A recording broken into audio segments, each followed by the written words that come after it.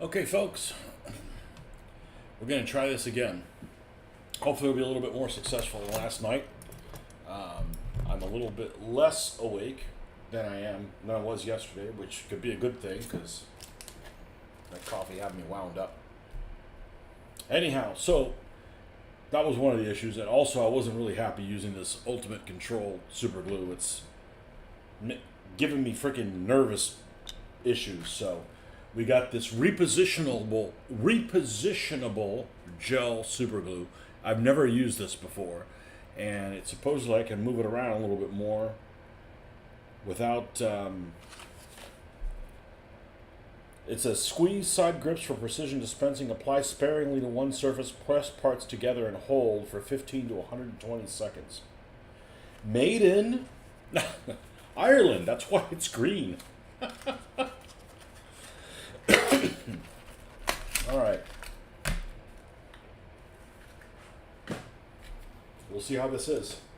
Shifty glue, made in Ireland.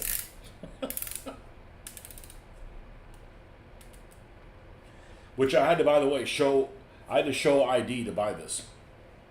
That's what this country's turned into. All right, now I have a feeling this nozzle is going to be a little too much on the large size. So let me preempt a problem by this, by the way, is trash. This ultra liquid. Thank you. And it falls on the ground. Let's put that there. And let's get a little needle where we can just apply what we need to.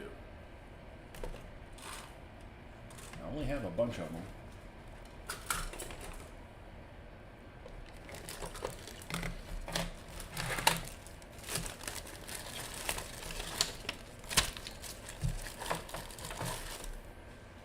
Tell you what, we'll get one from the pack down here.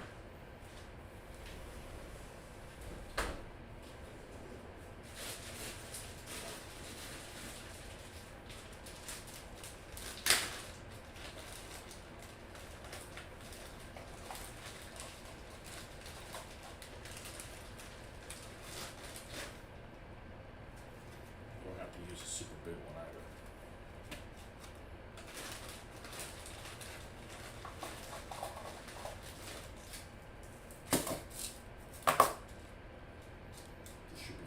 Using one of these pins. I don't think I'm going to be building any pikes anytime soon.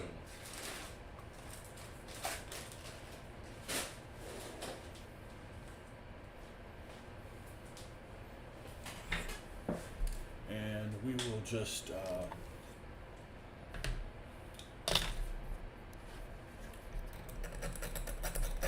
take this to the end so we don't draw blood on something. Okay, perfect. All right, now, I'm just taking some precautions here.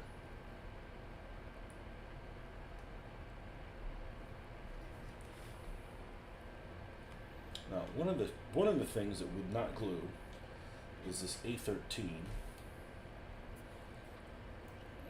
I want to make sure the sprocket goes on the back. This fits inside here, and it's really, really delicate on these sand shields. Now, to be honest with you, if they break off, it's probably okay, as long as it happens in a civilized manner. Okay, that's going to fit in like so. Well, in this case, even though I used a little bit, I'm actually going to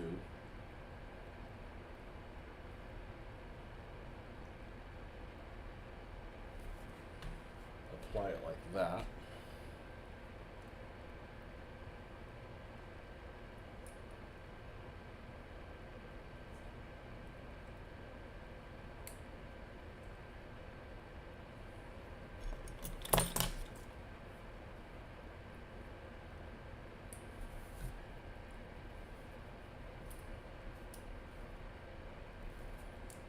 Oh, probably should put some back here too.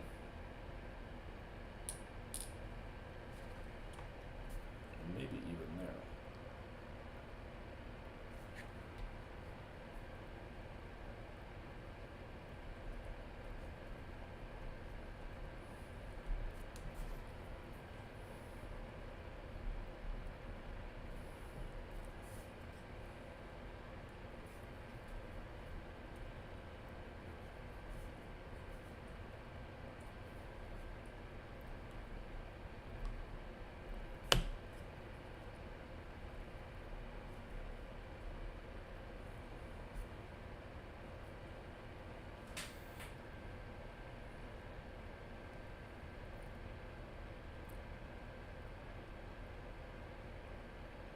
the table leg looking, the tabletop looking road wheels of this A13.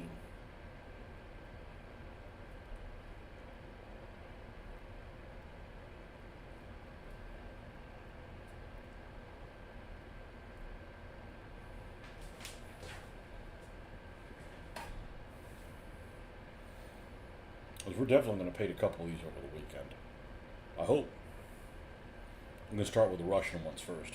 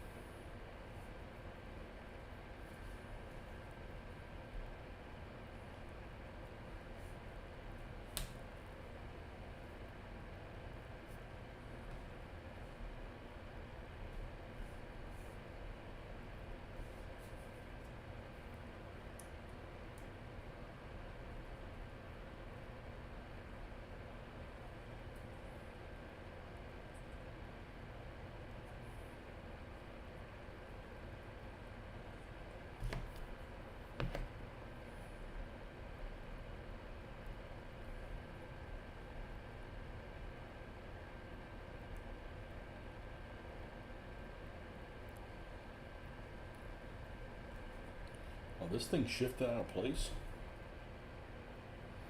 Maybe I don't like any super glue. I'm an epoxy guy. But we'll just hold this on this for a little bit.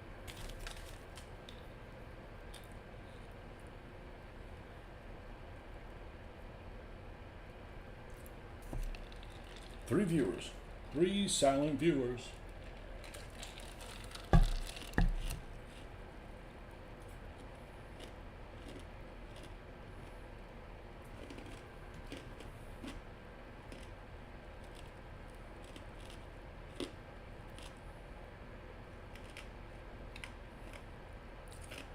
Yeah, I had to get a manager to sign off on me buying this stuff.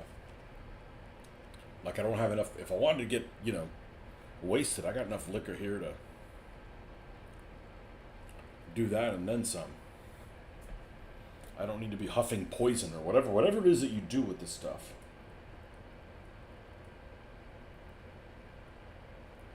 Not loosened up from here. Interesting. But that's not supposed to happen.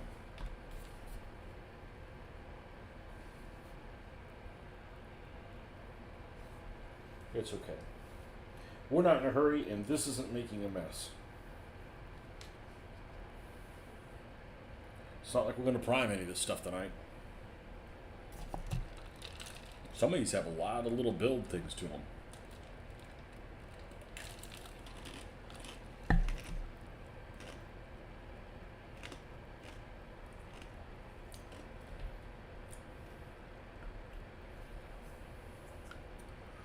All right, here is the A13. Not the Queen of the Desert.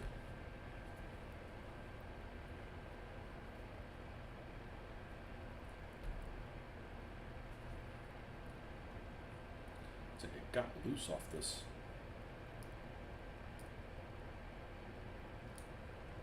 I think this is attached where it's supposed to be attached. All right. We may have to use roll super glue for that, but the important thing is that we've got these channels glued there. Okay, Matilda's good to go. Matilda was good to go. I saw some horror pictures today. Speaking of 3D printing, some horror pictures on one of the sites about, I don't know anything about 3D printing, okay? So even though this is called 3D printing, I just bought this stuff, okay? I'm the painter. We can talk about painting stuff. I can't talk about 3D printing things. But these examples that these people had,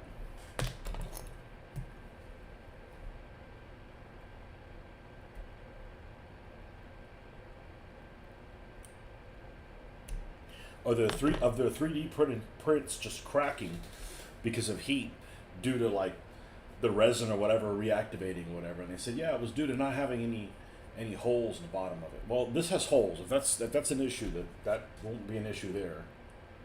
And I guess this one doesn't have holes, but it has a hole here. I don't know how it works. These aren't going to be in the extreme heat at all. So that was scary. But that, I don't want to spend 10 hours worth of work on. Well, it wouldn't be 10. If it was people, it would probably be 10, but not these. Okay, so here's the BT7. We're gonna see if we can clean this up now that we don't have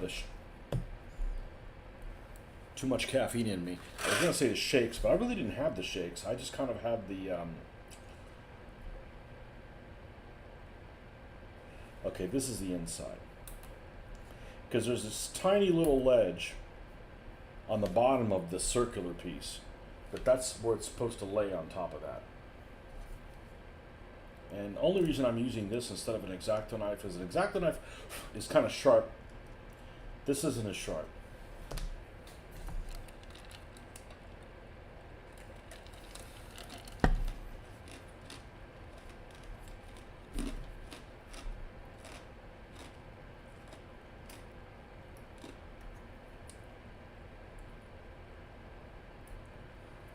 Pieces here onto a horn.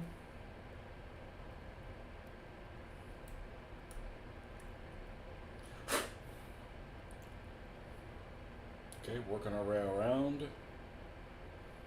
Everything's good. That little piece can come off.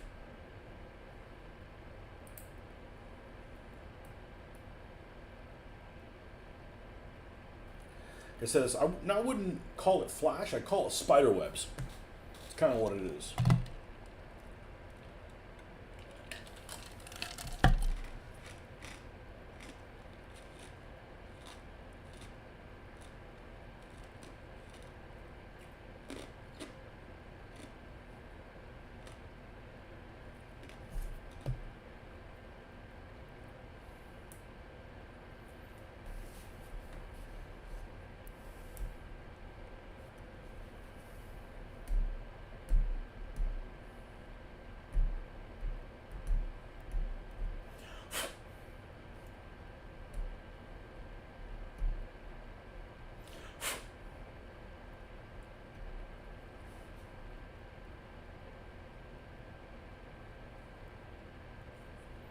Okay, that's good. And this is the inside. So let's look at it from the outside. This is the first one I'm going to build. This BT7. This BT7. Sometimes it's called BT7M. I think that's what Frank Chadwick calls it in Command Decision. Just a BT7 with a conical turret. Christie suspension.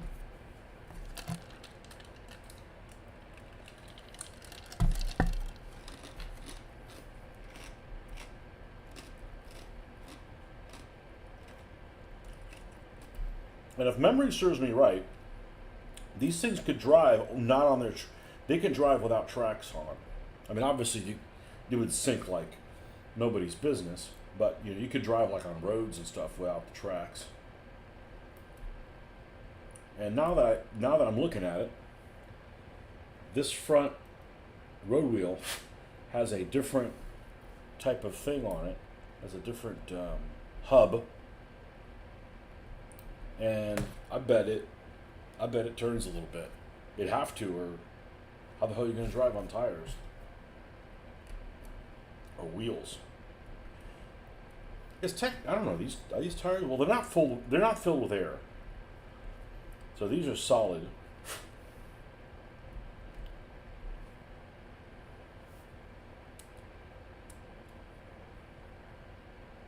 I've always liked the way this tank looks.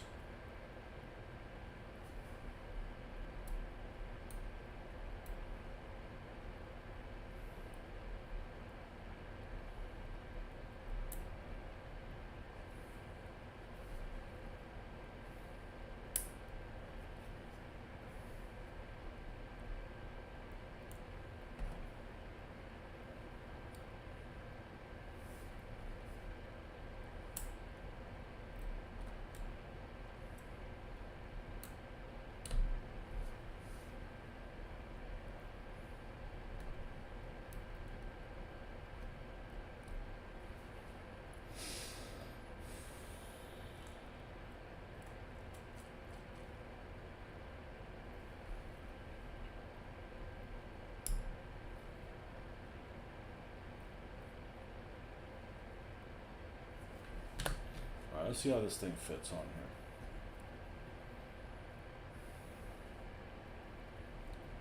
That's going to fit there. And that's going to fit there. I guess. Okay, these fit on the little ledge like so. And that fits on that little ledge. Okay, so the gluing points are going to be here and all right there. But this idler on the back, actually technically that's the drive on the back, doesn't really touch.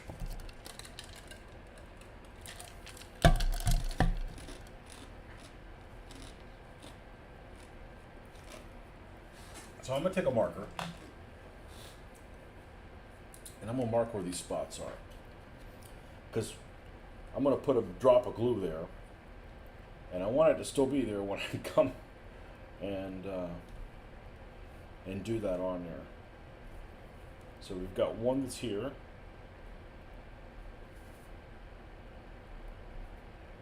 Got another one there, got another one here, and of course the one on the end there. Okay, so what I'm going to do is put a little dab right there, and then one there.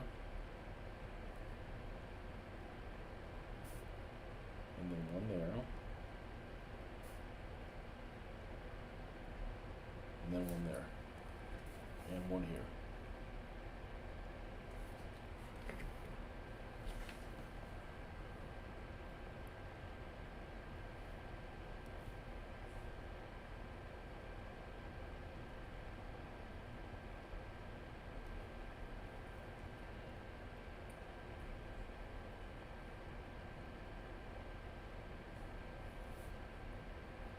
And we'll just hold this for a little bit. Which, if it was plastic cement, this is kind of what I'd be doing anyways.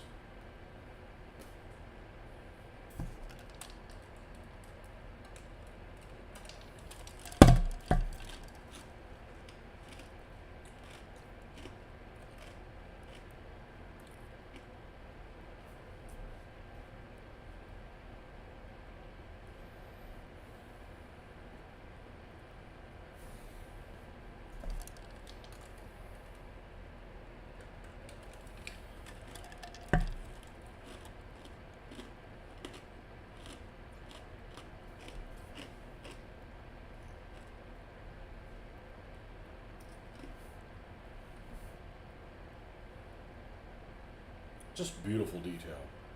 Absolutely beautiful detail.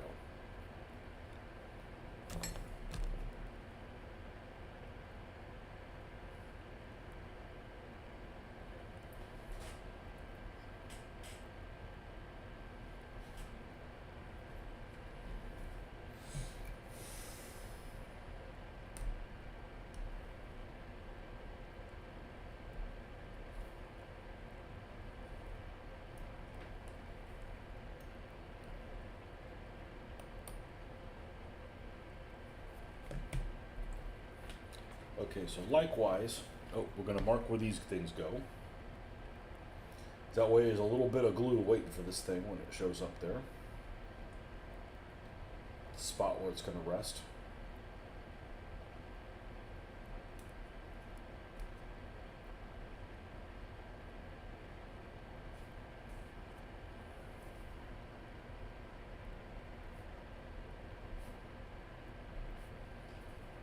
Of course there. Of course the one on the end. One here, one here.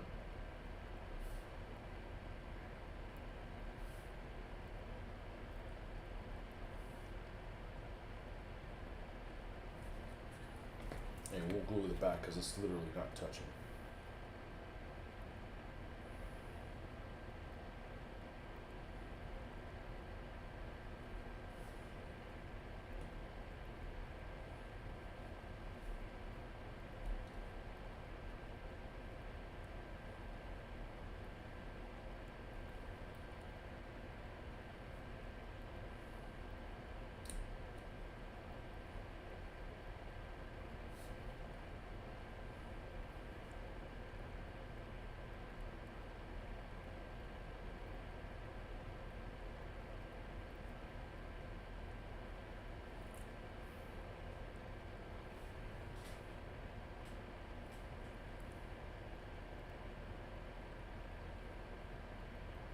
Really nice details on these things.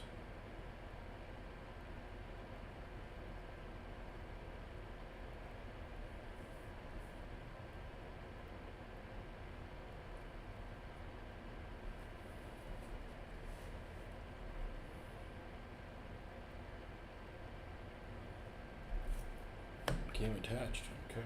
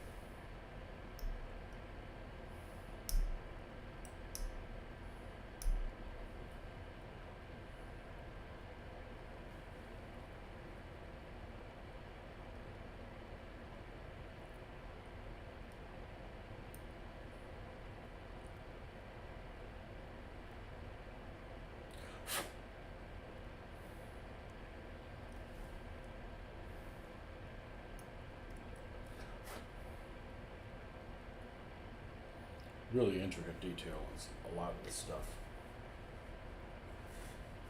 Okay, here's the BT7. Batushka.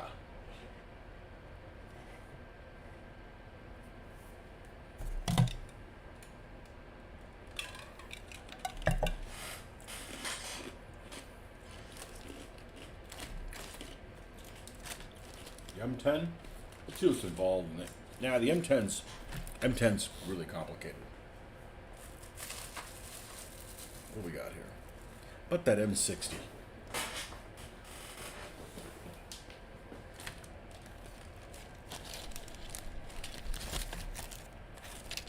I say M60? T60.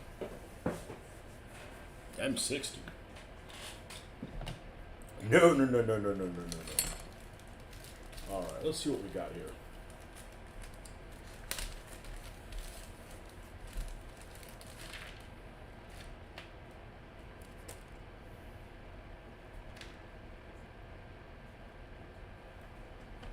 All right, so we got tarps. We got running gear on both sides. I don't know what the hell these are to.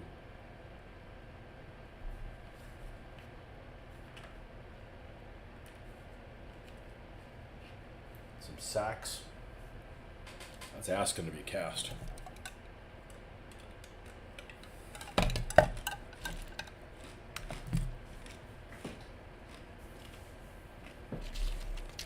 Tell you the manufacturer of this thing is. This one is Avern's. Okay, so I'm going to go to their site, or Avernay.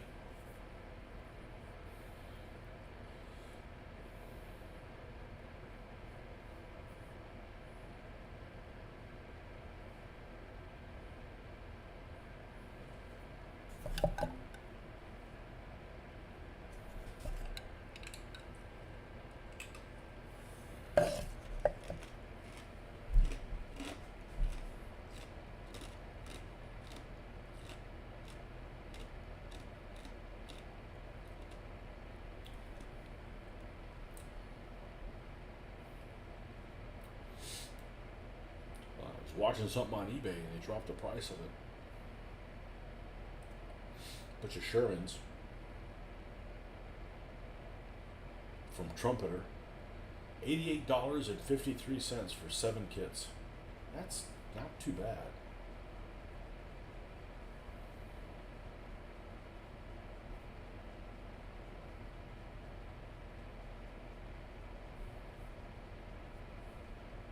All right, let's go to the Avernays. Avernays 3D. Avernays Miniatures Archives.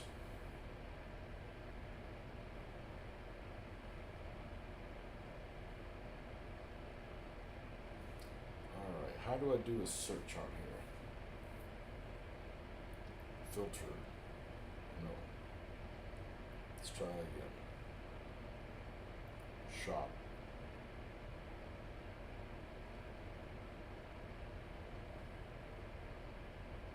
Oh, they got furniture and shit? Oh, man. Holy smokes.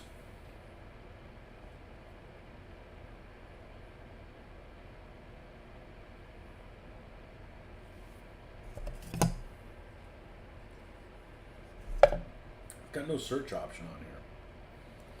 Let me go to Iron Horse Collectibles.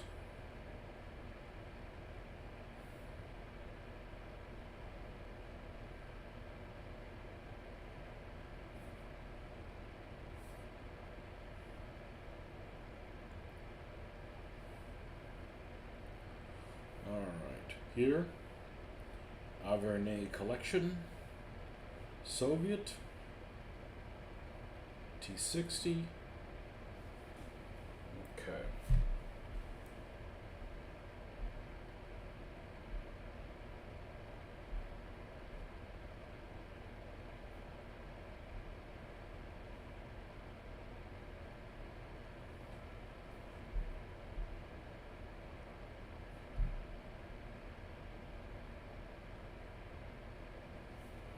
Standard hull, up armored hull.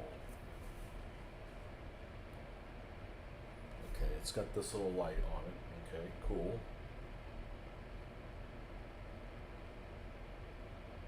Okay, so here's a little bed rolls. They go up front. Okay, so that's cool. That's there. Here is the accoutrement, including little bottles. Okay. This is the bottom of it, which will either go this way or the other way. You can't see it, but I'm going to make sure that that little hatch is on the correct side.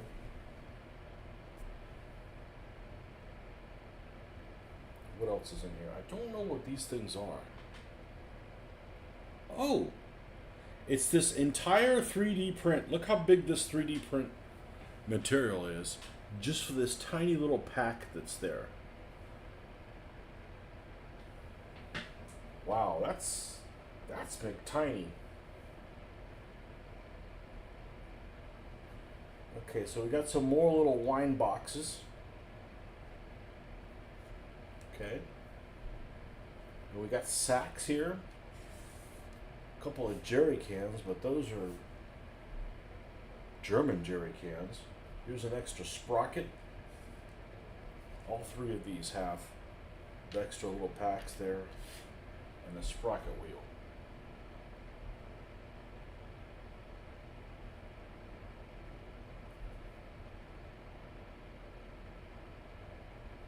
Let's see if it says which way is on the bottom. It does not. Alright, so let's glue this piece on first. Let's see which way it goes. So we're going to see T6, we're going to do Soviet, T60, light, tank, underside. Images.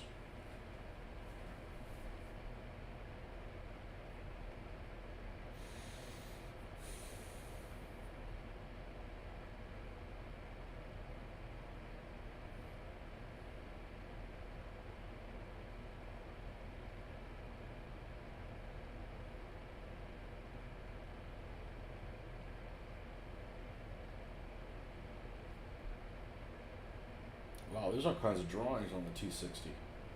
That's cool. I mean, like camouflage patterns and stuff. We just got one of them. I could totally see having a total of 3, maybe even 4, but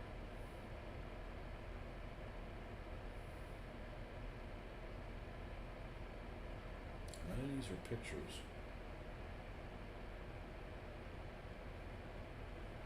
Of the underside.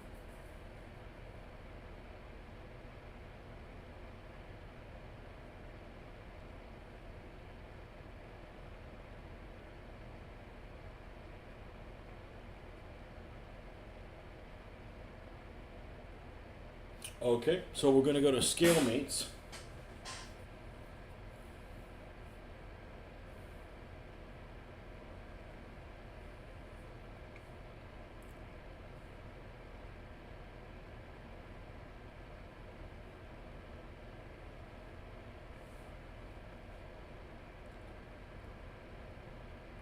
60 tank.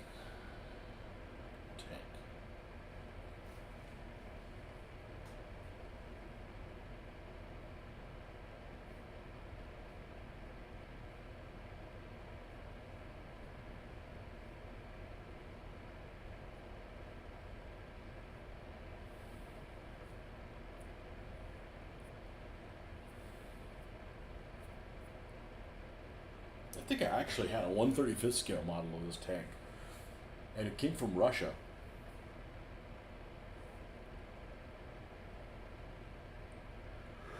T-60 light tank.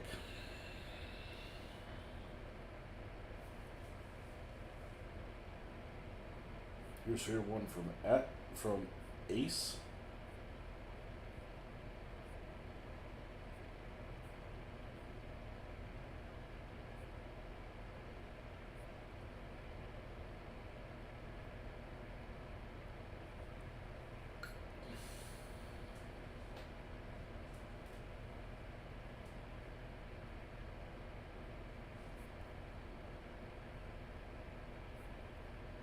Let's download these instructions. Just once.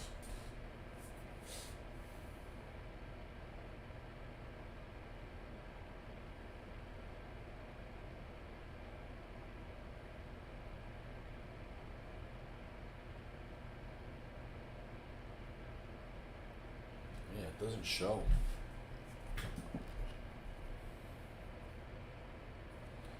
Well, there's two little protrusions here, which look like they'd be drain plugs for the engine. So if that's the case, it really should be like this.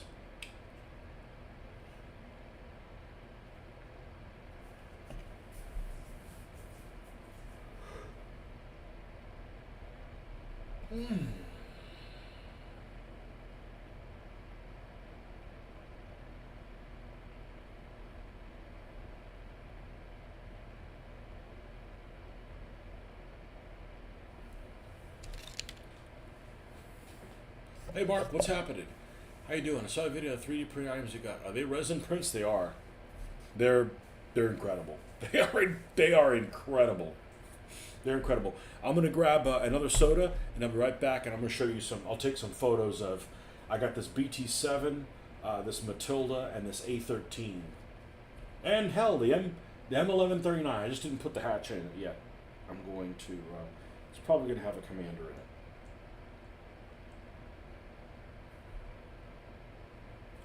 I'll be right back.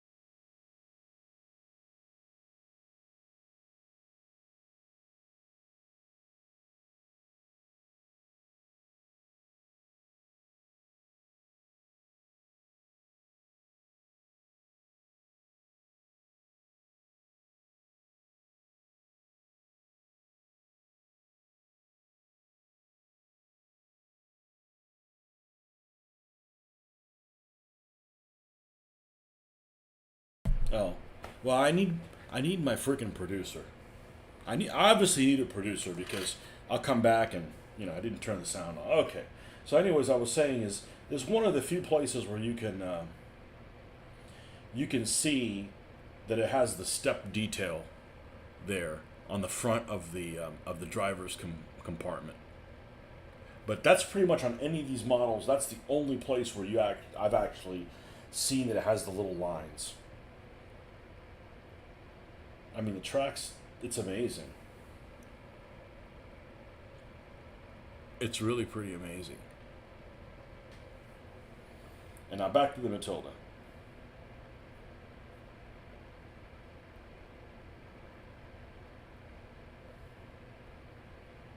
Oh, I missed the spider web. One of the little webs there.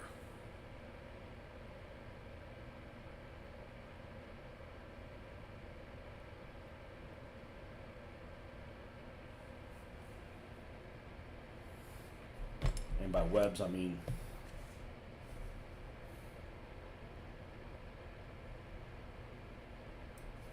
I better be really careful. I couldn't do this last night because I had too much coffee in me.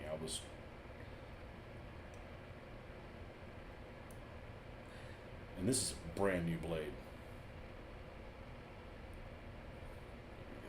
Jittery is the wrong terminology. I was like, couldn't stand still.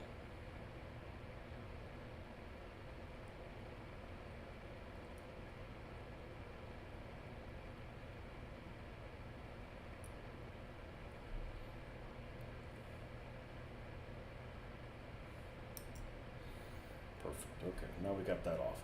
And actually has little spots for them if you want to put a magnet in there. Assuming you found a magnet that was of that size. I mean, I'm not going to mess with that. Yeah, the 813,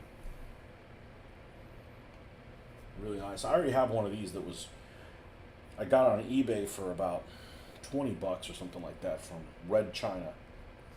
And unfortunately. And I don't know if they're even the same printer or not. And there's still some of this stuff like underneath here that really no flash. It's just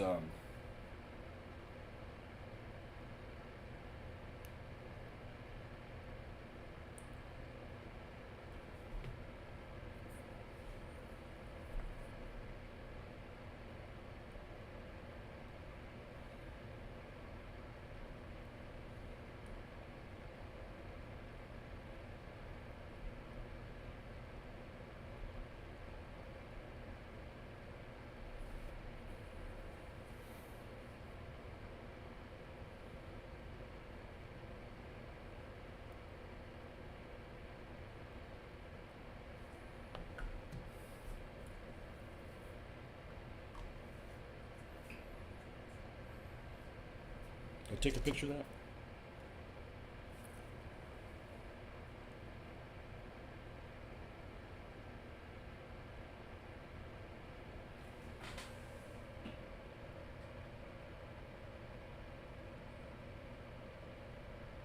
Yeah, the Matilda's definitely going to be North Africa. Definitely. I don't like Lend-Lease vehicles anyways. I don't like Lend-Lease vehicles for the Soviets. Let's put it that way. I don't have a problem with the Brits using American stuff, or other Commonwealth nations, but I don't like giving the commies our stuff. And the Russians have their own things. I actually have a white scout car, yeah, I guess it's a white scout car. Looks like the half track, but it's not a half track. And this is the M1139.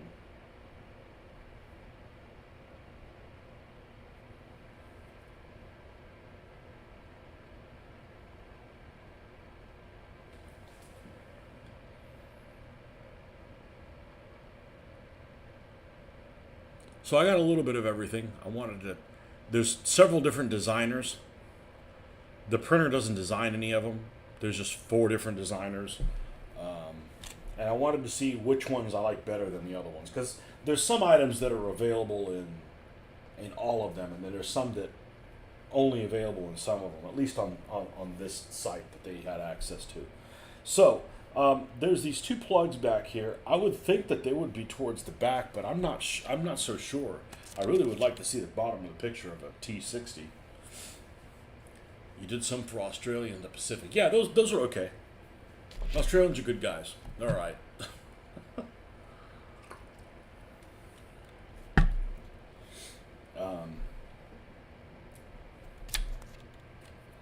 Let me see if I can find a picture of a T60 upside down. Cute little thing. Piece of shit little thing too, though. Well, it's better than not having a tank. I know that's not saying a whole lot, but okay. So there wasn't one there in that particular instruction. So that's made by Mini Art. So I would imagine the other Mini Art, same thing, probably doesn't show the outside. So let's look at Mr. Craft and download those instructions. Just always open it with that.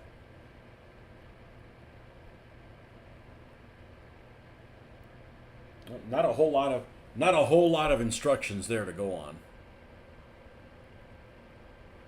Maybe there's holes to make pee-pee. What's the term we heard yesterday? Maybe you need to go make a sissy. We're watching a show when they referred it to that. I'm like, oh my gosh.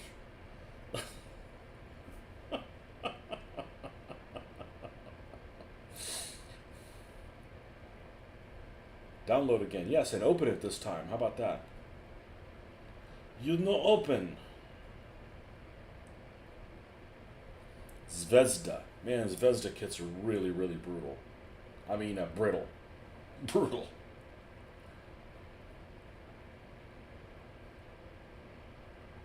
Nope.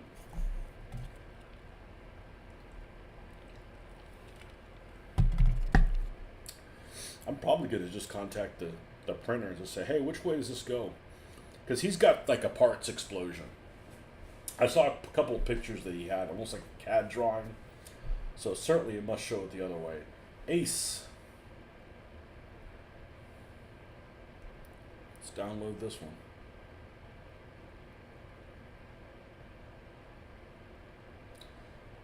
Okay, here's the bottom plate, but not from the bottom.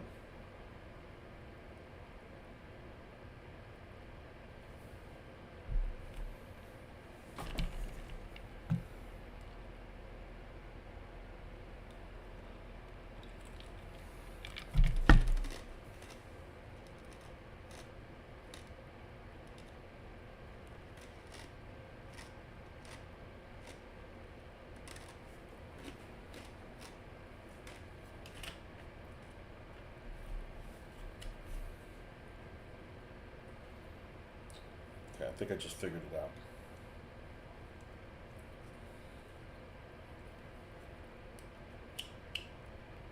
Yeah, this has a little step here. See, it's on the inside of the bottom. It's like this. It's got like a little step on one side, nothing on the other. If the step were to go on this side, which is the back, it wouldn't work. It wouldn't sit flat. So it sits on the other one where there's an actual gap for it. Yeah, so the 2 little holes do go towards the back. No doubt they're drain plugs of some kind or another. We call them butt plugs. Okay.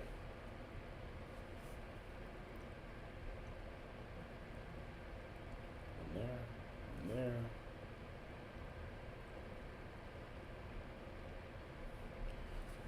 Hey, look, I bought this stuff. This is made in Ireland. That's why it's green.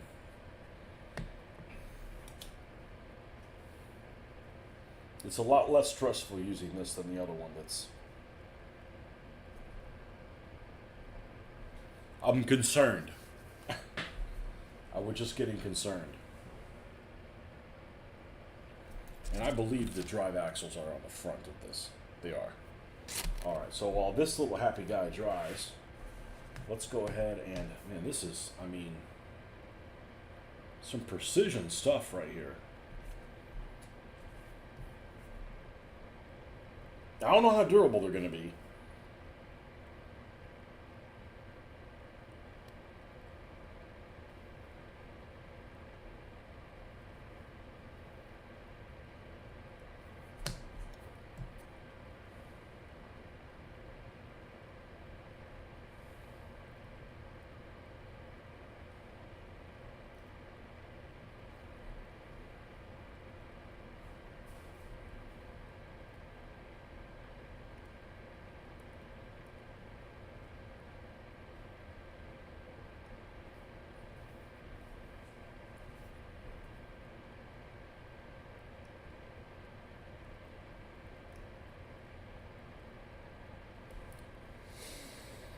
This doesn't have a lot of cleanup. It's just really precise, and I don't want to F it up.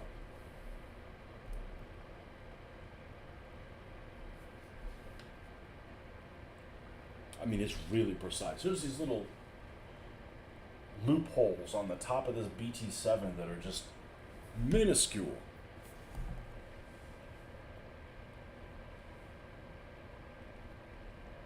You prefer the green Loctite. You like this better, huh? Well, about 2 bottles of it. So I didn't have to survive the... I survived Wally World. I didn't have to survive Wally World.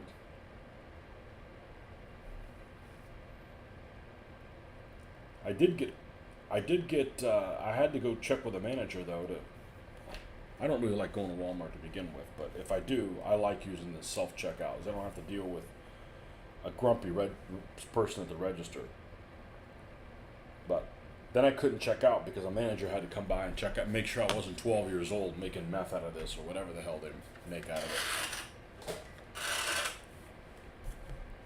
it. Kids these days.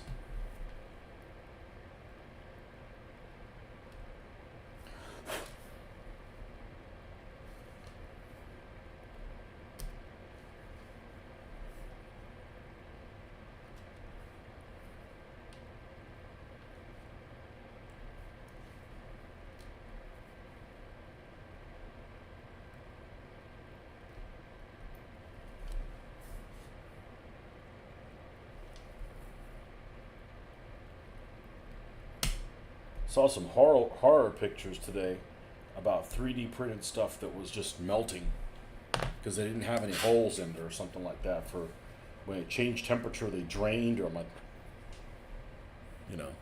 3-foot rule. If you can't see it from 3-way, it's all good. Well, the problem is I'm nearsighted as shit, so I'm gonna see it.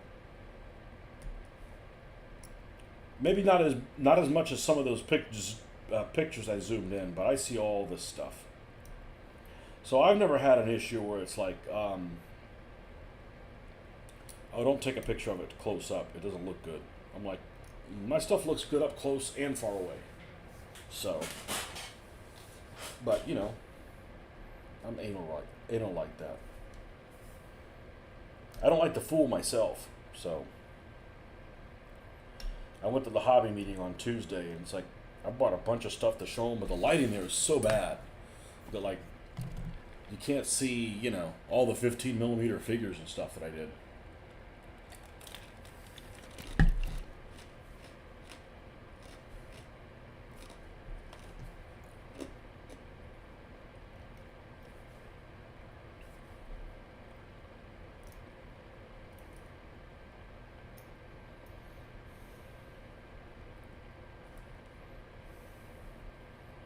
Some of those people like really worry about winning an award. I'm like, I just want to be happy with what I did. I don't care if other people like it.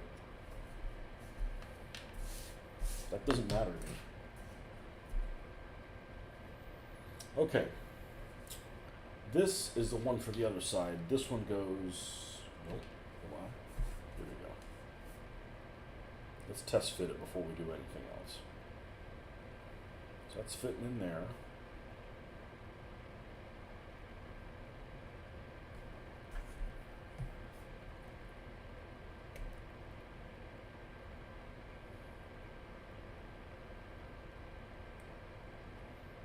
those fit in there just fine, and that fits in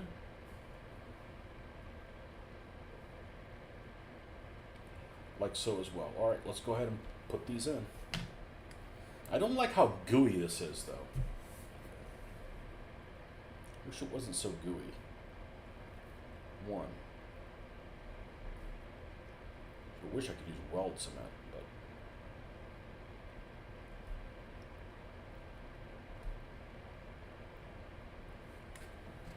okay.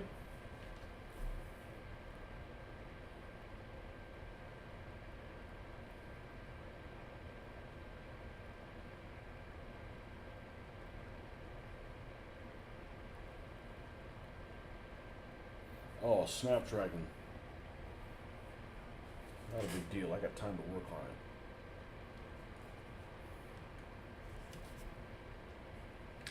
More than that.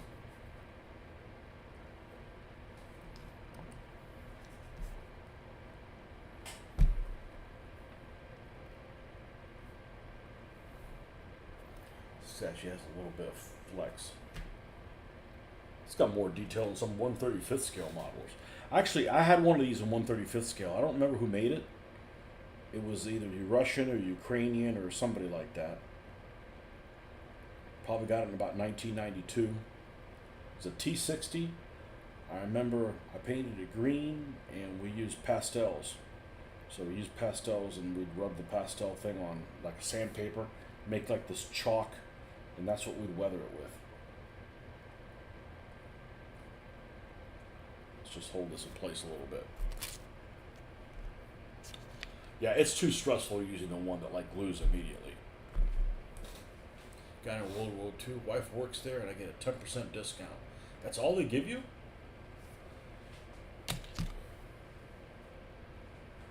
No offense to your wife, I don't like that store. That store was great when the old man was alive. It was a great store when the old man was alive. Actually, it was a good store when they were like much crummier competition, you know, like Kmart and Pick and Save. I don't know if Pick and Save was worldwide, but here in Florida, it was a chain. I want to say it was based in Jacksonville, and it was like, you know, a Dollar Tree version of it. Was just really, really crummy. Okay. God. It's too much detail. It has two. Oh, and this one popped out. You rat bastard. Comrade rat bastard. There we go. Get your happy ass back in there. There we go.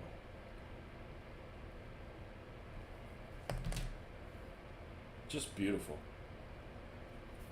Absolutely beautiful. And this isn't the best looking ones yet. There's one sitting over there that I'm building that one last. It's I think it's going to be incredible. Hey Chad, just dropped by. Everything going together okay? Well, it's his fault that he brought him in here. I don't know if you got my email today, but I think I'm going to be able to fix everything. So as long as you don't have any of those drippy castings.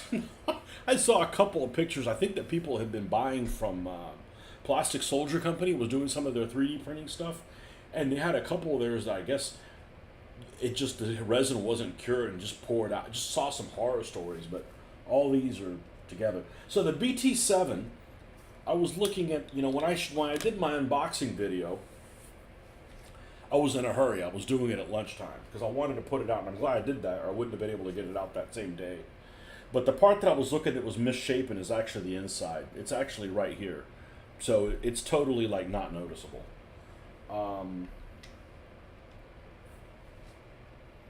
Yeah, no, they're really good. The only thing that's really, really delicate is the sand shields on the A13. Of course, they're paper thin.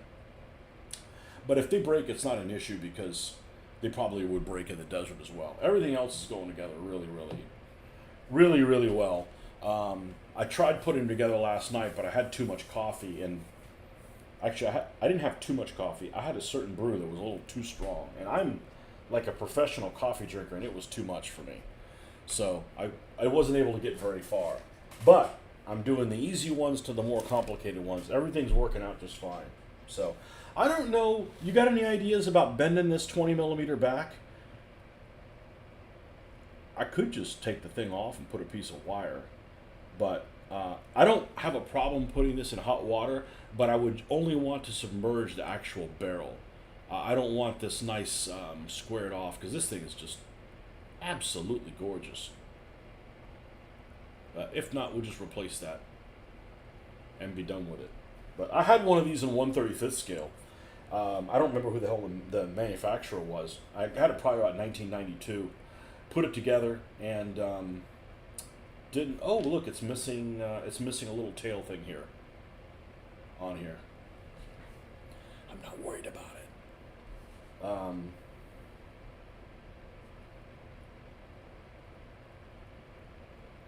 This should be able to go in just fine. I am going to test fit it. I want to test fit everything before, because if you need to make the hole bigger or something like that, it's easy to do. No, this fits in here just fine. So we got this, what is the name of it? Adjustable, repositionable gel, super glue. Normally I would use epoxy, but dang, that's a lot of times of mixing it in and out. You know, I actually like the mistake that I made. And the mistake that I made was not gluing in the bottoms here, is doing them afterwards. So that one goes there, that goes in the top, that goes in the top, that goes in the top, that goes there.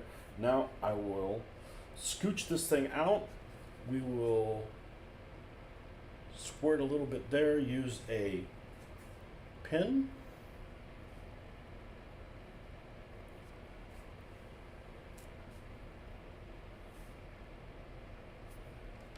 And these should fit in here.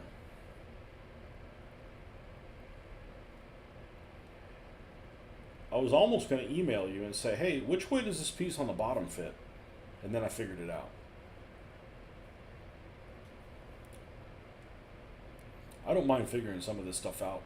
It's a lot easier than my work day. Especially this week. It's been a three ring shit show. You remember what company the A13 came from? I wrote it down. Avernay. I don't think you will have a problem with hot water. However, a hairdryer on high heat might work too. Put it under the faucet with hot water and slowly work it back. I do that with 3D breed miniatures and it works for me. Might have to do it a few tries. I like the hot water thing. It's not that super hot, you know. I never go there to view the weirdos. She brings it home to me. The people of Walmart. That's the thing about Walmart, you know. If you don't fit in, you're normal. No, the store was fine, you know, when the old man was alive. Okay, we're good on this. Yeah, I was just cleaning up all little, what did I call them? Spider webs. It's not flash, spider webs. These are flash free. Just a few little spider webs. Here's another one right here. Actually enjoying doing this with the tweezer better than the other, than the X-Acto blades. I don't want to ding this up. Cute little thing. Cute little thing. All right. God, the Matilda's small. You know, the Matilda is like Simon Cowell. It's really small with a big head. All right. Who's next? We're leaving the magnificent Coulon for last. We're doing the M10. So the M10 actually had, and I'm going to decide on all these accoutrements at the end for the T60. Actually, don't be silly. Let's put it in the T60 bag.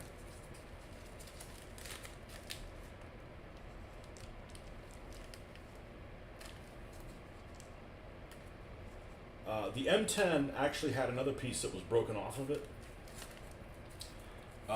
that I didn't see because, like I said, I was making it in a hurry.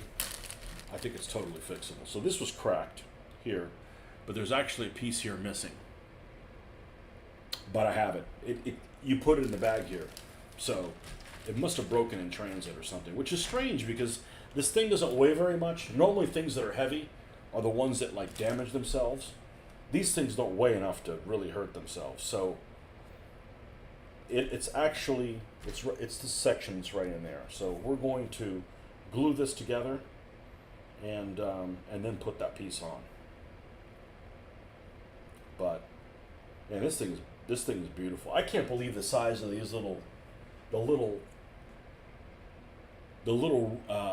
eyelets that are on the top of the turret of the BT-7. And I wonder if the new commander that I just made for this T-34 fits right in there. I bet he does. If not, I got another one. Let's see if he fits in there. Oh, it's too fat around the middle. All right, well we'll get a special guy that fits in there that we can cut off and shave him down so he fits in the hatch. I got this plastic set of figures from Orion, and they're actually really nice, even though they're soft plastic. They're really don't sell those soft plastic figures short. A lot of them are pretty good. Okay, so the M10. Okay. So your material feels almost like it's got some rubber to it. It's pretty cool. So my goal is to paint, let's see, we're probably going to do the BT-7 first, and then the T-60. Do them both at the same time. They're Russian. I've got the Russian colors from AK. We're going to use one of the pre-war greens for this one. And it's going to be beautiful. Unless I sit on it or something, you know. Wow. This is going to take a while because the reason why is I'm probably going to order some one of those sets that they have of the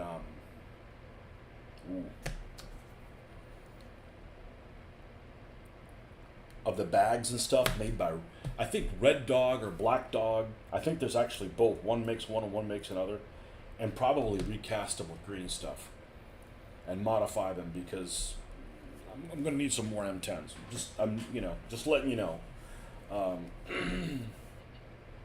Not all at once, but.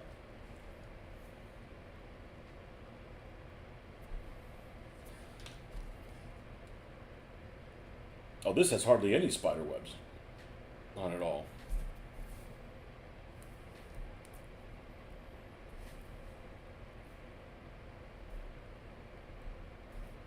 And again, I probably wouldn't even be able to clean these up, and nobody would know them except me.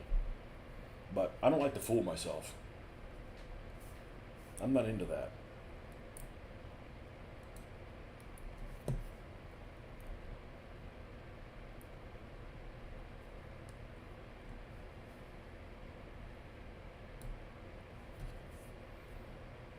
God, look at that track.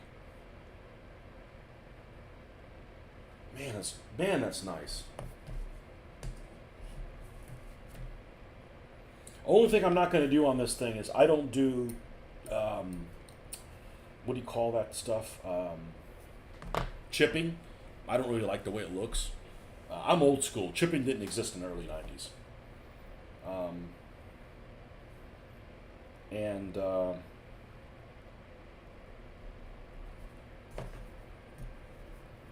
I don't do like oil stains because I'd never finish. It doesn't really need it. It doesn't really need it. Okay, has a little bit. There's a little web there. Let's check for fit and finish on this thing. Sprocket wheel goes on the front. We could probably just assemble it like this. And I'm probably not going to glue these two halves together until after we're done painting. Not because I can't get in here, but it just makes it easier to get in there. Okay, so that looks good. This is all ammunition that's going to go in the turret. Good. Good. Couple loose shells. All right.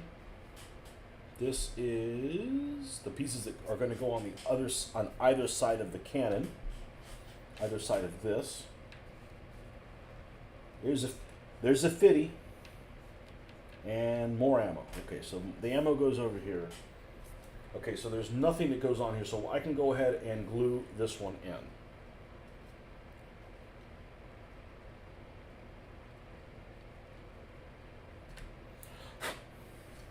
Oh.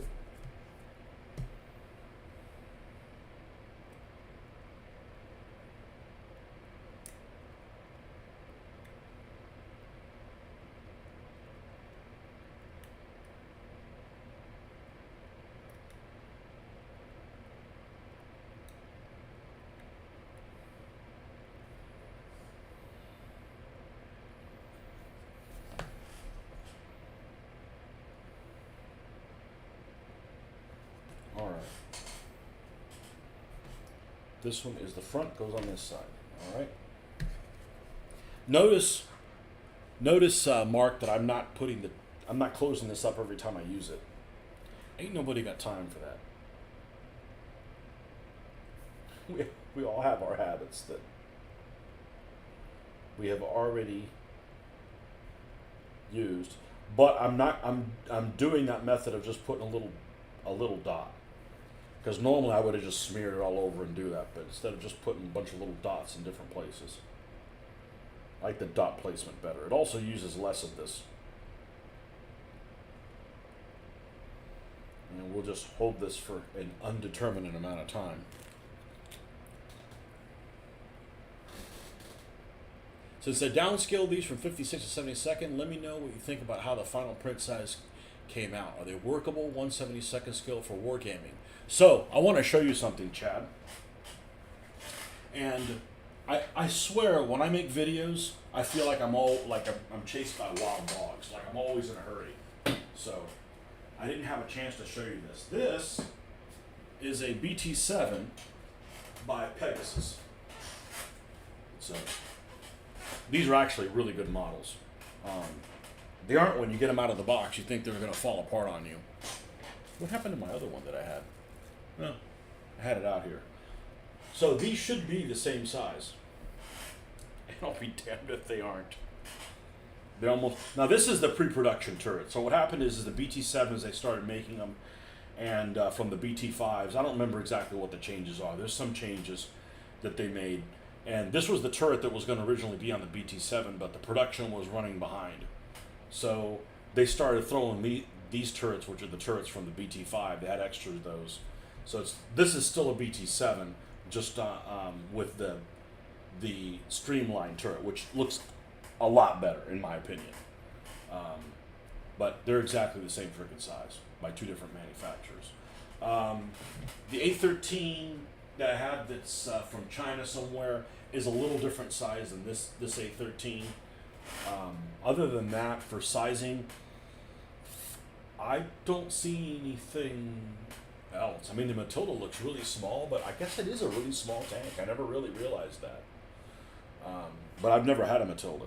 Okay, I think you're pretty glued now, dude. But, yeah, it's going to look like this, except better. You know? Because this has no black lining on it. I have to go back and do that. It's the only thing I've really kind of changed. But I mean, look at the track difference. The track difference is, these are just flat plates, you know, which is fine. I mean, you know, it's crude, but wow, just, I don't know if that's in focus.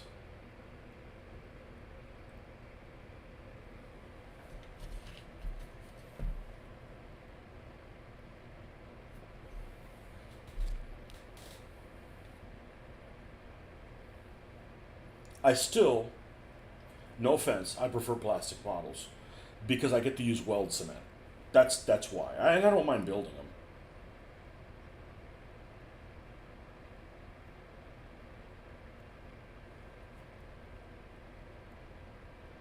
Yeah, you can really tell the difference on the tracks.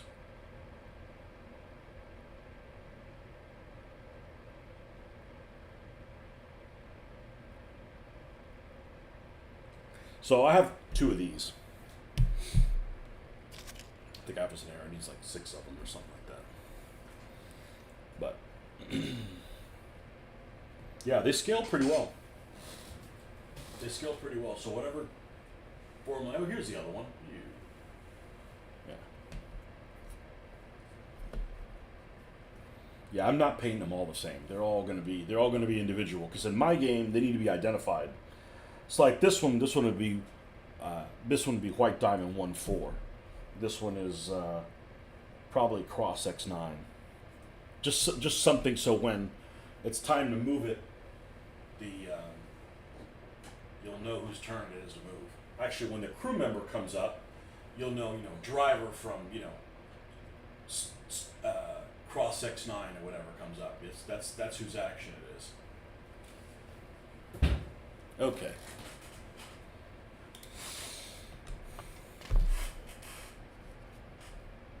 This side.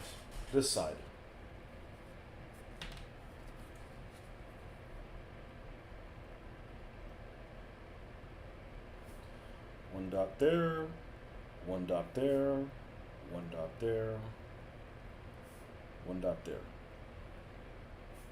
one dot there.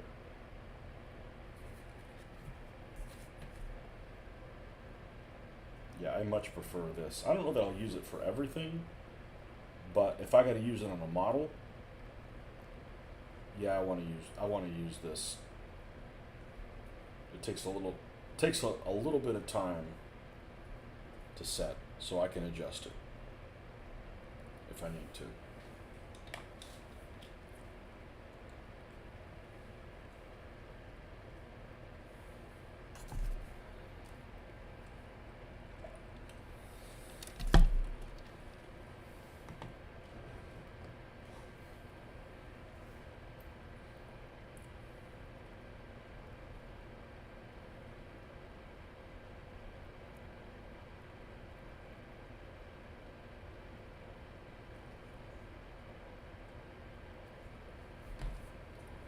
And we'll just put this on here for the time being, but I'm not going to glue that until the end. There's no reason to do that. It's just going to make painting it quicker, All right. Now the trouble area. We're going to do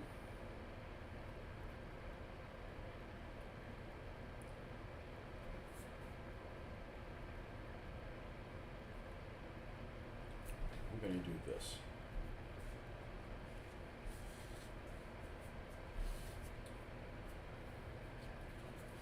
This is a lot better than the armor fast ones, which aren't even available to begin with, and they don't even have the back of the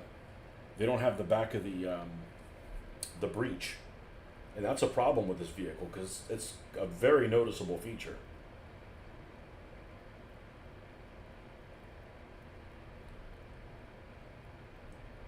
We don't need to glue this everywhere.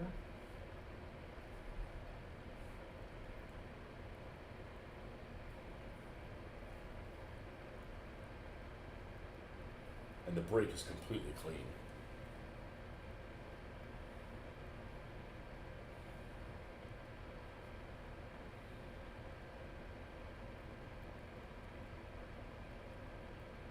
You won't even be able to see that.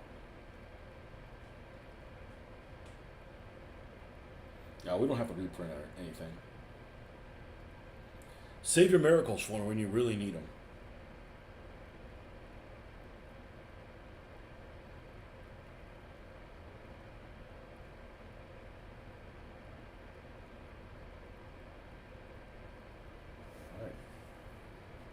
Now this piece,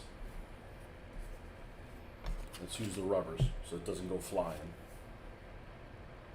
I don't think you guys want to see me on my knees that badly. I mean, if you want to see me on my knees, you can join my OnlyFans.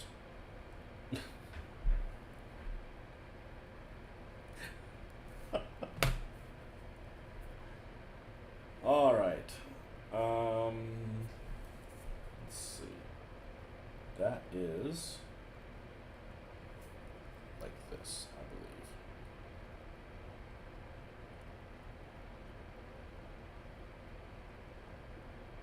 Yep. So what we're going to do is we're going to take the end of this. And let's take this little build out. That's why I love using needles. It works great with epoxy. You can just reuse all this stuff. We want the finest of finest tips for this. We don't want any of this drippage on the outside where you're going to see it.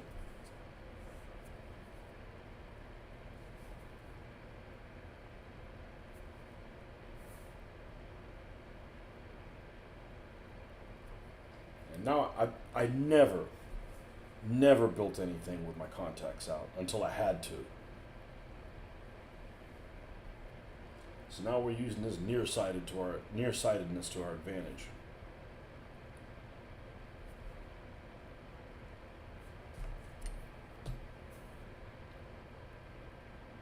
Look at that.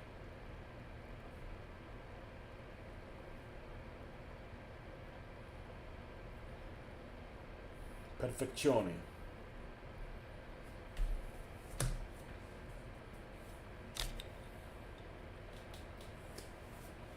Using your green Loctite tonight on a 15mm Humber heavy car. Your scratch building it is a radio communications car. You build things for you mostly build things for other people, or you do both?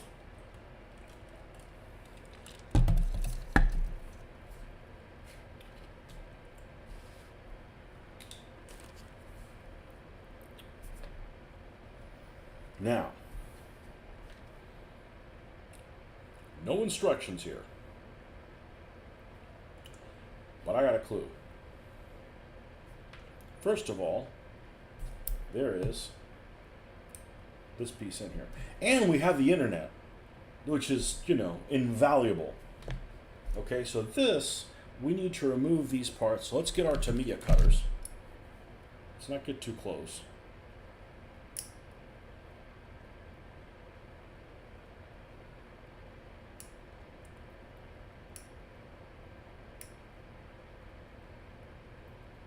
Okay, we have everything cut out.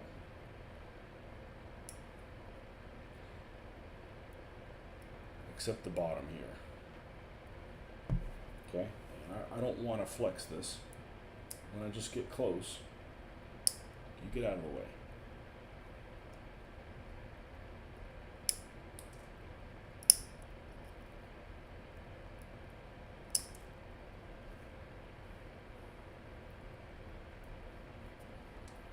All right, let's throw that away so we don't get confused. Let's see if the back of this.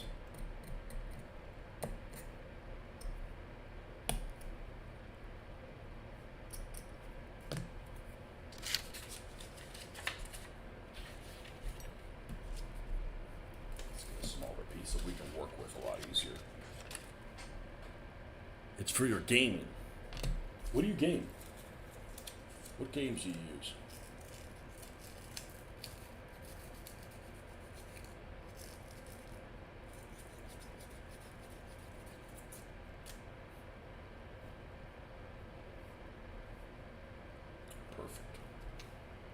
Alright, let's make sure this fits okay. It does, alright. Get rid of any spider webs. Okay, of course, that's the underside. Alright.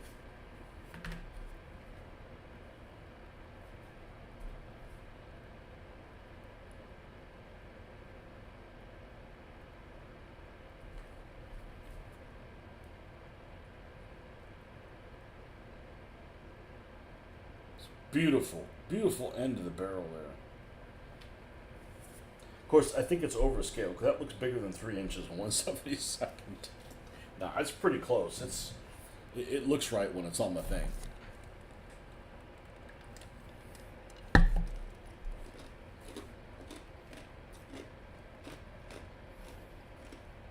right, these we need to take off.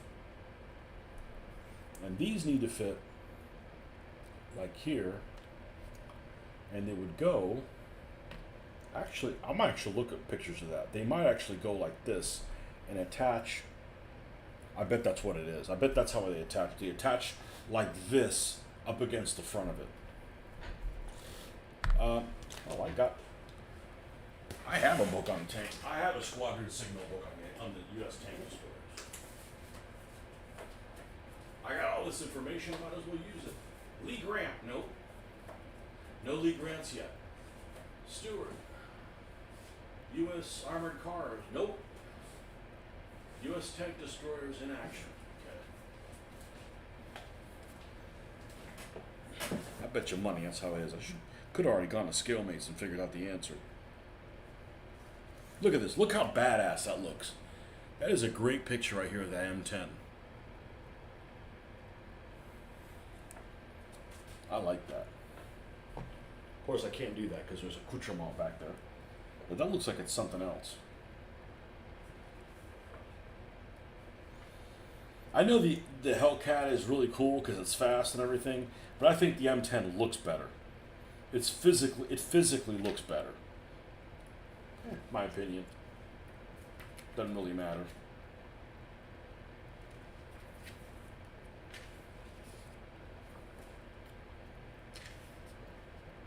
Nope. Scalemate. Oh, Scalemates. No, let's not do that. That's how this place turns into a mess. Put it in the catch-all.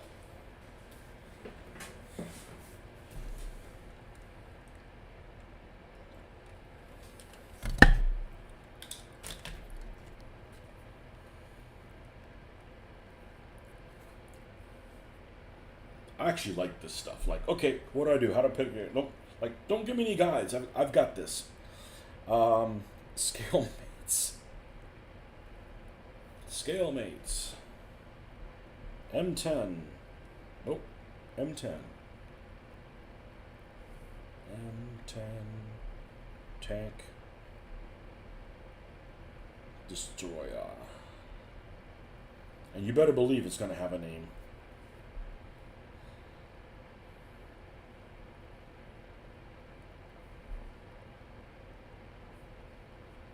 See there. Does Tamiya make one? Because Tamiya is the go. I know there's better kits than Tamiya. Not for me, there isn't. I mean, everything's clear, everything's marked, everything goes together really well. There's funny little humor in there sometimes. It's like, oh, it's got the little cute little Panzertrawling dudes. Yep. M10 mid-production 1/35th scale Tamiya. Bam. That one will work. Doesn't matter whether it's mid or late or whatever. That's all going to be the same. Download it.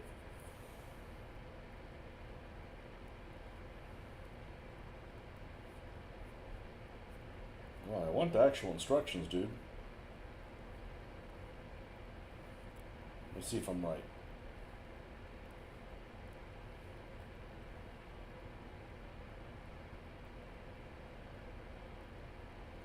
Well, it attaches to the front, on the front. So no, actually it fits. It fits with a rounded part that way. Okay. All right, cool. We're gonna check it and make sure once we take it off there that it fits in there just fine. Just sent a pic of barrel construction. Oh man, you're gonna spoil all the fun for me. All right, let's take a look at it. Email.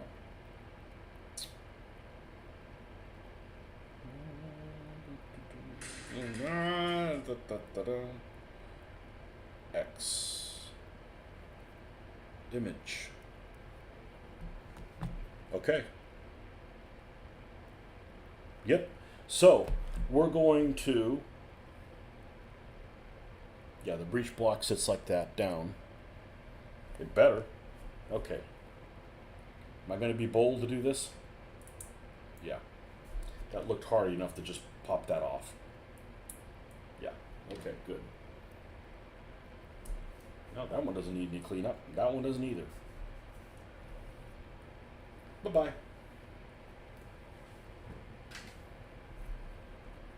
I said bye-bye. All right. Shoot, I may not even glue these on. Well, not until we got it into position.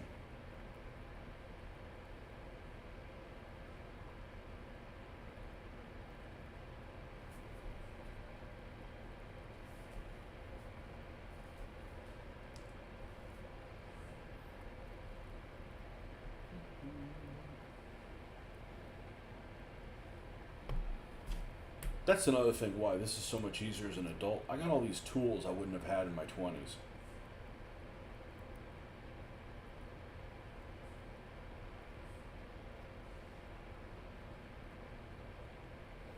Okay, I think I can safely glue that in there. Now, before I get carried away and make a fatal mistake, does this fit all the way on the bottom? It probably does. Now there's a little notch here, and it looks like there's kind of a notch here, so I'm guessing it goes just like that. Okay, so we definitely want to install this after we do that. Alright, and what I'm going to do is I'm actually going to glue these things on the side first before we go and try to shove it in there. Less is better. So I'm just going to go around this. I'm going to go around this. So I don't know if I like this stuff better than epoxy. I got a lot of work time with epoxy, but I got to stop what I'm doing and mix it up multiple times, which I'm not a fan of, having to do it that way. And it's so much waste. There's nothing that has more waste than epoxy. Seems like it. All right, then we're going to take some of the same stuff, and we're going to put it on the inside here, and we're going to put it on the inside here. And now we'll feed this end through here.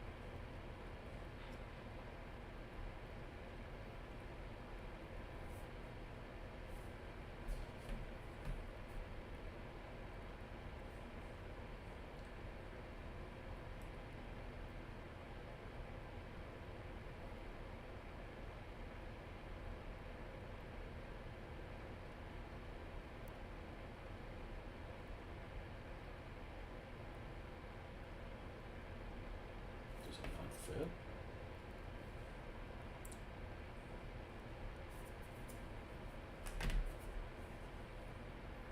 This is well within my skill set to get this to work.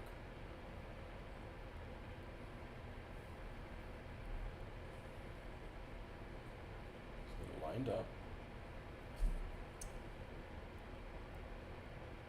Perfect.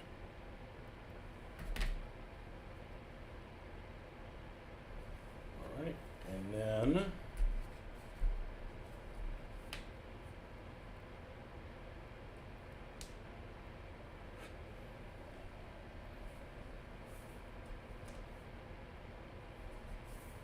there's no coax on these things.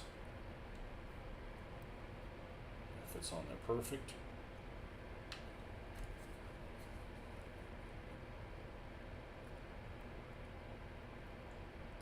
Well, that I didn't want to do. This stuff is much better than regular super glue. the tip's just a little too big. Okay, now we can rotate that up and down if we need to. And no, I don't pre-paint things before I stick them in there. I can reach in there with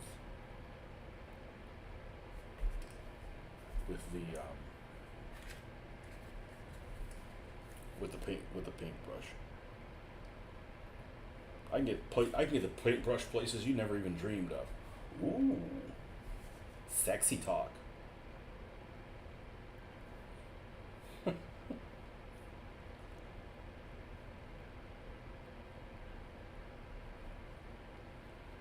Awesome. See how we're looking.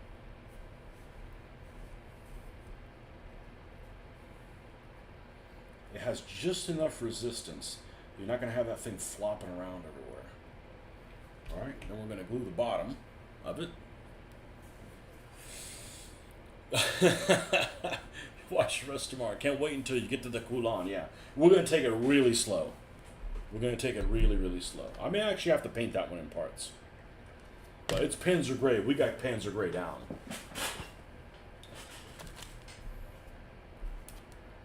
Okay.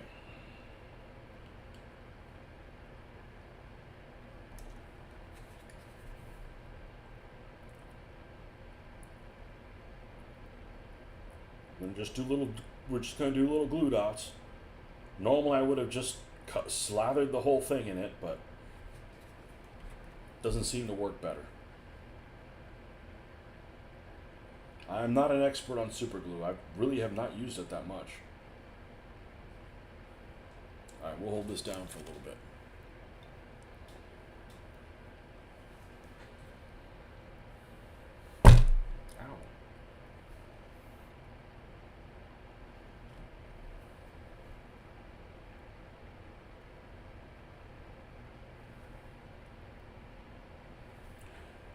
Your group plays old Axodized miniatures mostly often, but we play Tide of Iron, Company of Heroes, Memoir 44, and some other assorted games.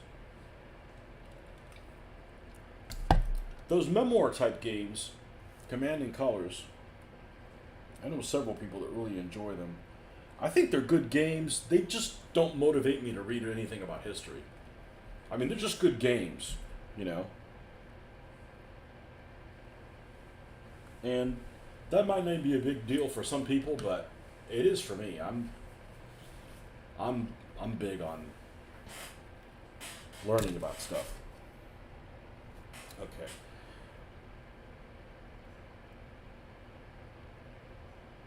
Okay, these things are on racks.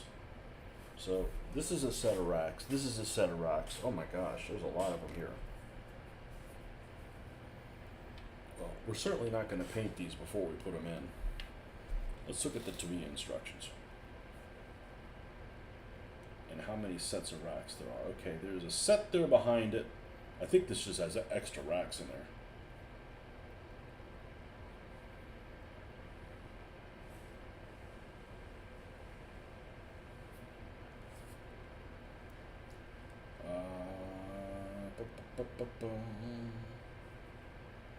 Oh, I got downloaded again? Yeah, I guess downloaded again. I lost place where it was.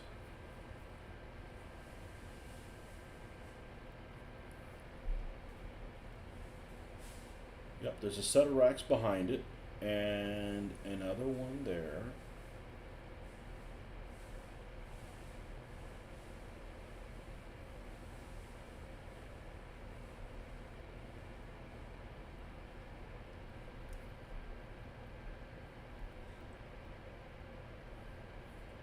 Is there any on the sides? I don't think there would be, and it doesn't look like there is. Okay.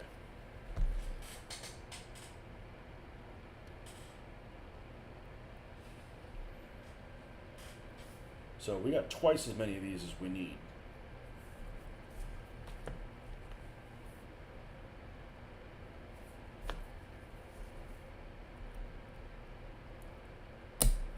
A ready rack of 6.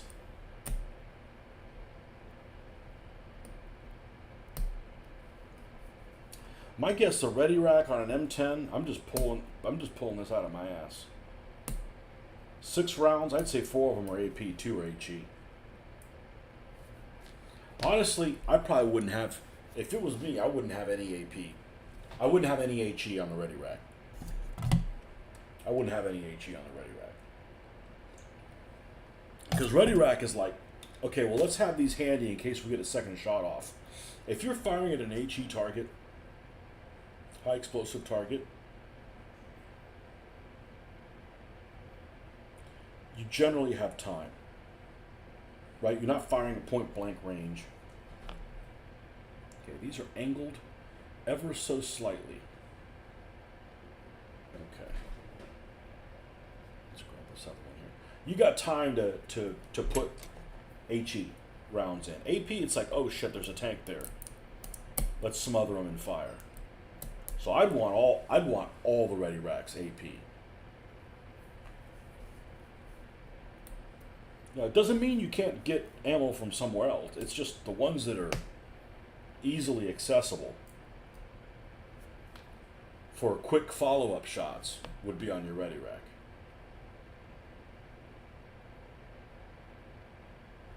And since, well, this is really interesting. Okay. These are at an angle, these are flat. Let's cut them all out.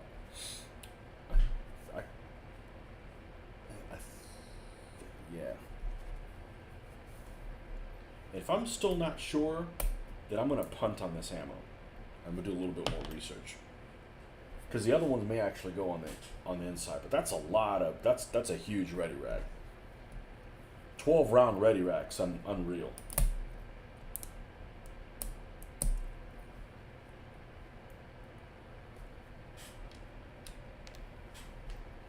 Let's make sure we throw these scraps away because it creates confusion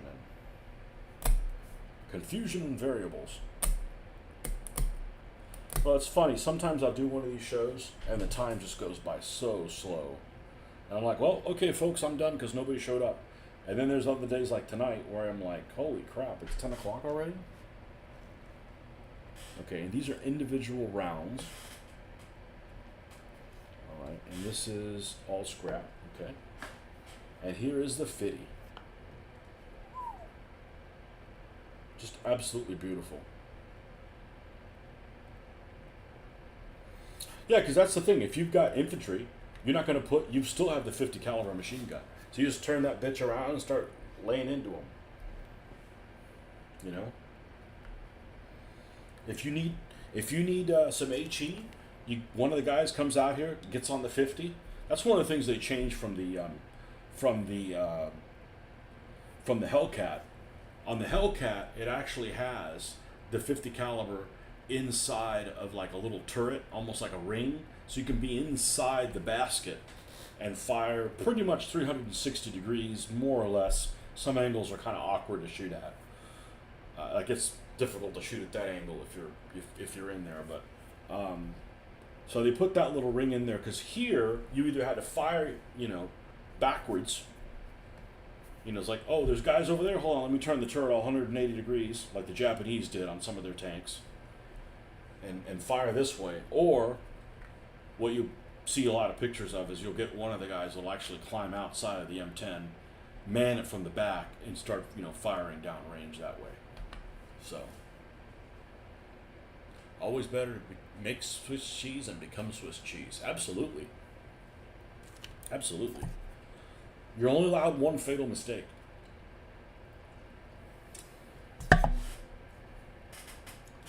You're only allowed one fatal mistake. So what I'm going to do with this is we're going to do some research on this guy. To be continued. Now we're going to take all of this stuff and we're going to put it there together with it.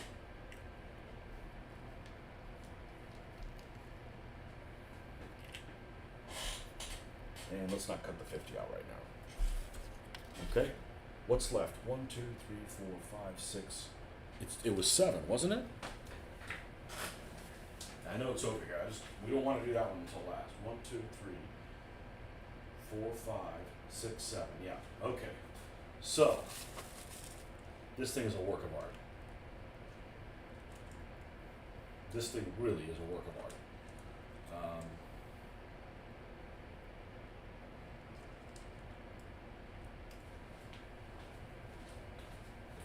And this is a vehicle that I actually have from Eschi in 1/72nd scale, and I wasn't able to build it because I was young when I got it, and I botched up the tracks.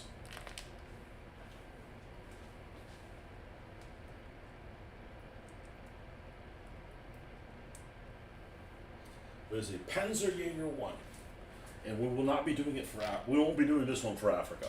This is going to go to early Barbarossa. I know I can use it for France, but I don't do France. And if you don't know why I don't do France, well, you should watch my show more often. So I talk about it all the time.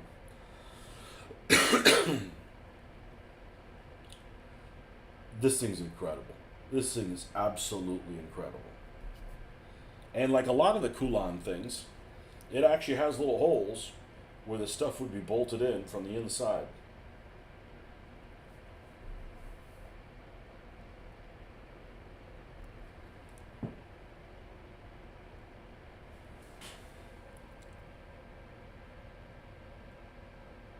Just crazy. It's unnecessary, but it's beautiful. Now, this does have a lot of cleanup, okay? But the coolest thing about this, of all the things that are really neat about this, wow, this has these supports that hook up all the way into the bottom, and there's little holes down there to line them up, is it has this netting that you can drape over part of it, and I will be doing that. See if I can get it to lay right. Yeah. Just drapes over the side of that. And you can have the camouflage netting, or you can have, what is this, like a, oh, you can just have the whole thing covered like it's raining, you know? And there's another one here. It's like a half covered one. Yep.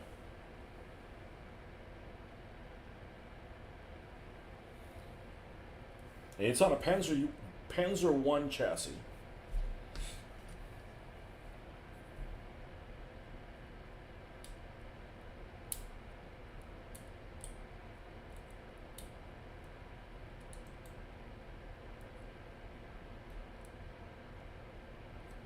Try not to force anything.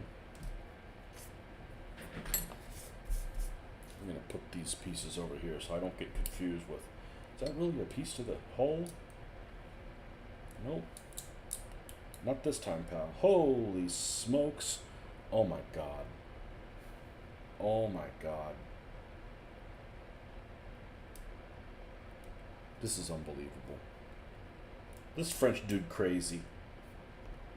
You crazy French dude. The designer's French. Oh my god. Alright, I gotta remove this. I gotta remove this really carefully, and then I'm gonna show you this is unbelievable. This is absolutely unbelievable. This is better than a 1/35th scale model.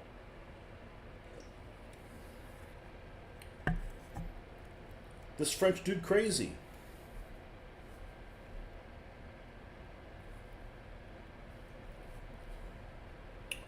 That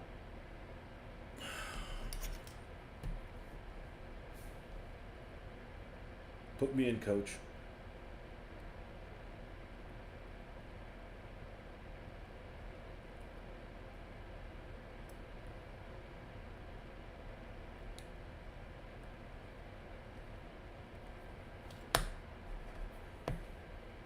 It's a good thing I'm nearsighted.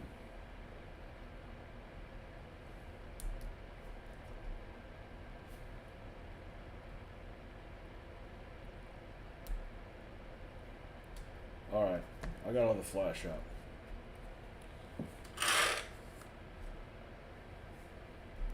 Prepare yourself.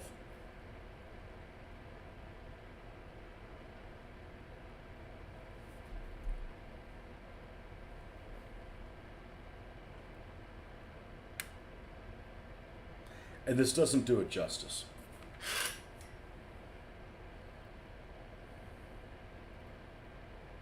Look at the interior, man. It's got the hand crank. I don't know how that's going to survive me painting it. Unless I don't dry brush anything down there. It's got the foot pedals. It's got a clutch. It's got a third fucking pedal. Oh, I love it, man. Save the manuals. Look at that. That's insane, man. It even has the you know, so you can stomp your boots and get the mud off of there. That's crazy. That's crazy. Oh, man. You mentioned a while back you need 50 cals. I see that one was a separate molding. Maybe Chad can make a bunch for MGs for it. Let's see how durable they are. I might actually want them a little bit more durable than that. They're pretty much to scale, which is scary. I wish they're a little bit more out of scale. Yeah, this is something else. And these guys, this designer, makes a bunch of Panzer IIIs. So I'm probably going to use these guys for my Panzer III for African Corps, not the ones I was planning on getting from S model. It's crazy, isn't it? Well, I may just not be able to game with anybody because I just don't trust somebody to break my shit. You know?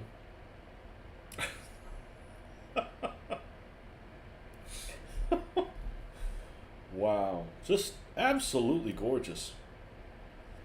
It's a good thing my game's got enough detail to warrant this kind of stuff.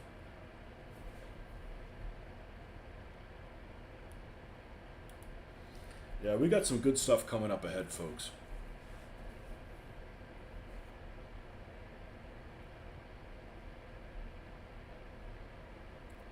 I think this method of trying to use the tweezers as much as I can seems to be working out okay, because some of this stuff is just like,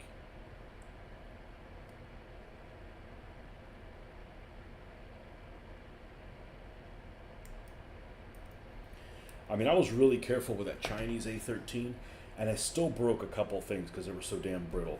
Like little lights that they had on the roof.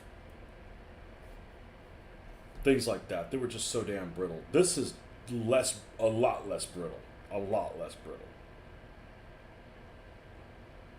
Look at this. It even has access doors that go to the back where the friggin' engine is. This thing's crazy. It's crazy. Well, I hope I can do it justice painting. I think I can, but we're certainly not going to hurry this. Now,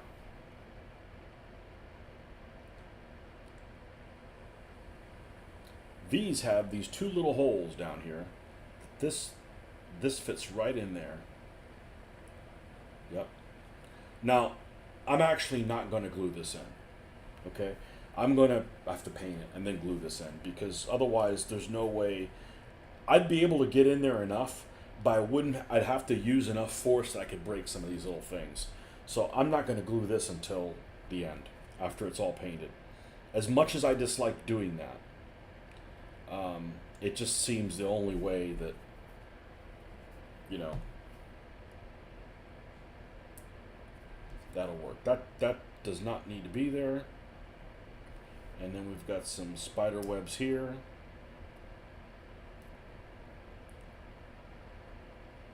Spidey.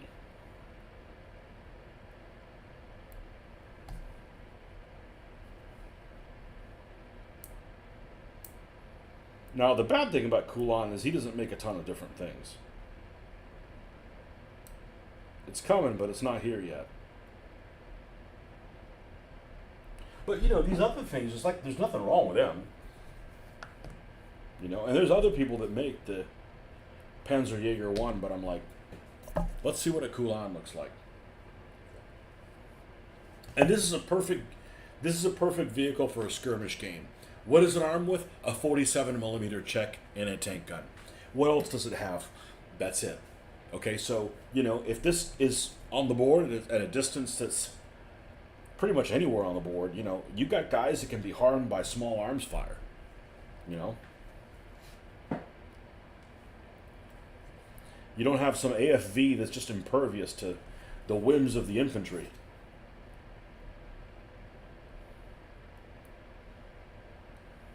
But this thing is spectacularly beautiful.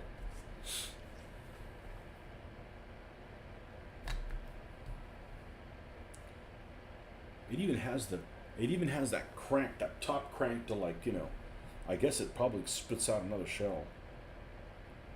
Ooh, no. No, no, no, no, no, no, no, no, no.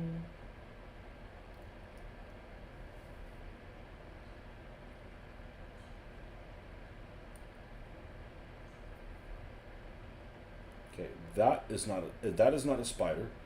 Those two are legit, but this one is.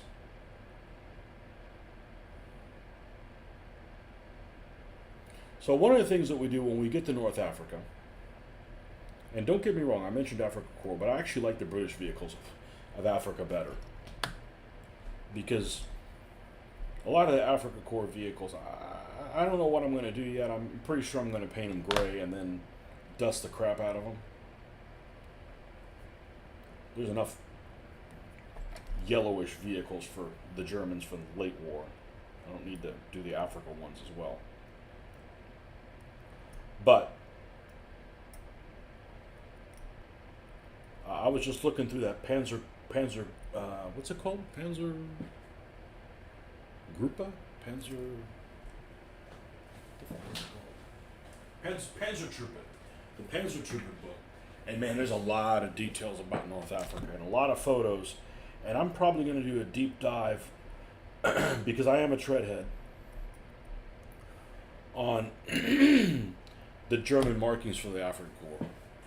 But cursory glance, it looks like the 15th. I don't know about the 5th Panzer Regiment, which ended up turning into the 5th Light Division, which ended up turning into the 21st Panzer Division.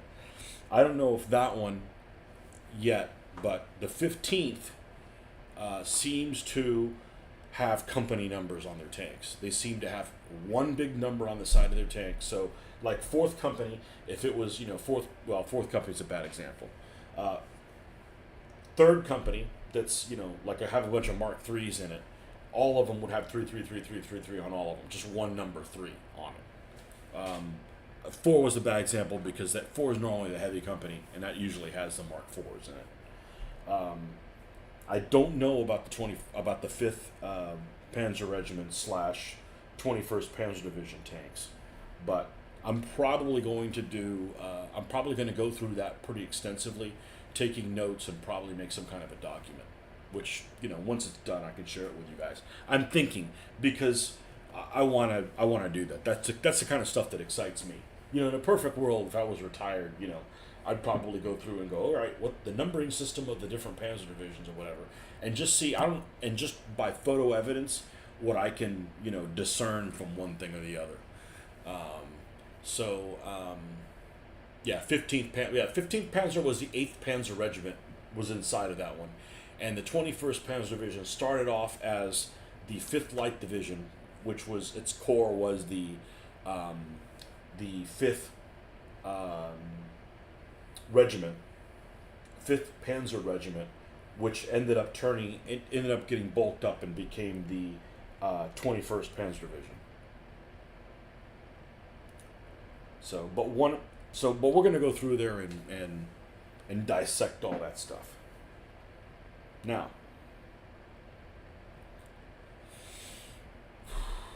I'm afraid I know what this is. This is that one bar that goes up, down, and around. And a seat. Alright, this is going to be a deep dive, and we're not going to start that at 10 o'clock at night. But as you can see, this thing is absolutely fantabulously beautiful.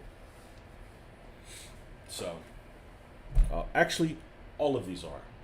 This is just way over the top. way over the top, like detail wise. It's better than a 35th scale model. It's crazy. Of course, you could probably print this on 1/35th scale, and and you're done. So. I have the 3 books called Panzer Colors. Yeah, they're not. Between that and all, I'm talking about this one that I got the other day, and I've been wanting this for a long time. This has a lot of really juicy shit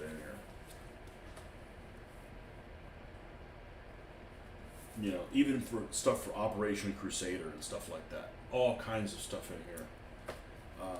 And hopefully I can find, and there's actually in a what am I trying to say? Sorry, I've been up since 5 a.m. There is a website that I came across that somebody had done, and I'd love to just read from it, but I can't because there's literally like copyright things. Like the guy doesn't charge anything for it, but there's all kinds of research for Operation Crusader, which I'm a big fan of that particular battle, and with British details too. So we'll be able to put some of that stuff together. But anyways, thanks for stopping by, and we'll see you guys on the next one. We got most of this stuff knocked out. We'll go back to this one next, and obviously we're going to put the suspension on there. That all can be on there, but the cannon will be in here. But I think I can't attach the front and the bottom. Look at this. Look how well that fits in there. I don't even have to glue that in.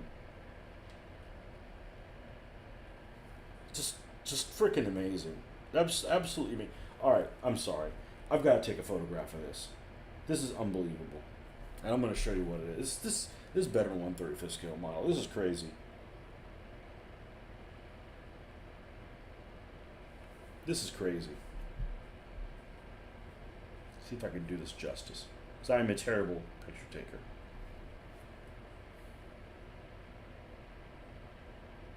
Look at the vision slots for this. Now, it actually might look kind of crude because I'm way in. But look at the detail here.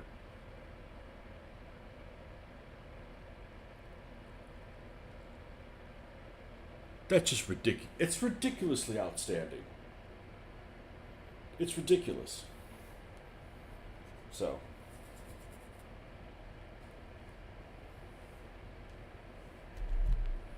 Yeah.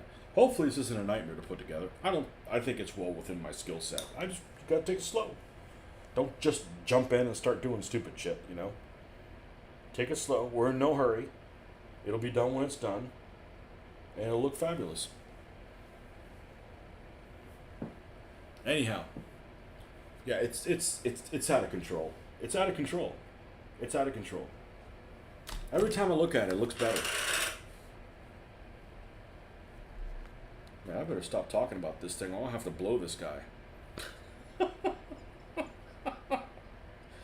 He did a great job. The designer and the printer. Let's see if I can get a...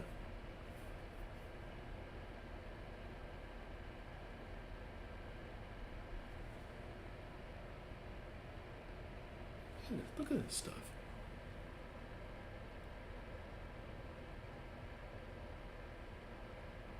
So the fact that I don't have to glue this in for it to be secure, I'm talking about the actual 47. That's good because I can safely paint that. And I'm just going to glue this in at the end, the top. Yeah, it's going to look something like...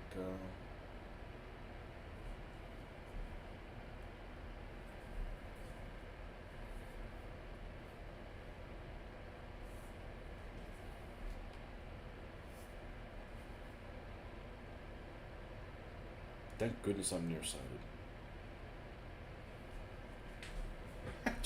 That's insane. It's freaking insane how good that looks.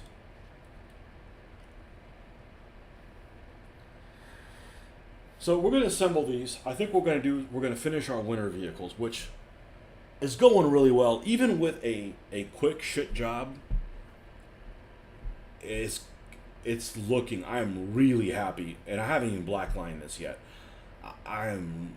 I'm gonna have a really hard time not building stuff for Wintergewitter.